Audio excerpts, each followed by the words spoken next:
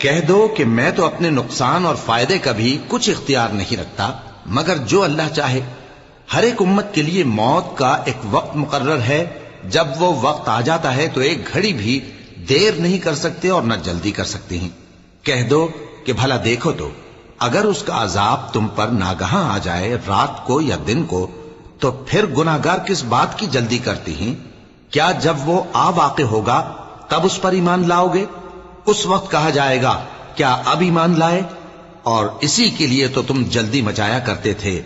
پھر ظالم لوگوں سے کہا جائے گا کہ عذاب دائمی کا مزہ چکھو، اب تم انہی اعمال کا بدلہ پاؤ گے جو دنیا میں کرتے رہے۔ اور اے نبی، تم سے دریافت کرتے ہیں کہ آیا یہ سچ ہے؟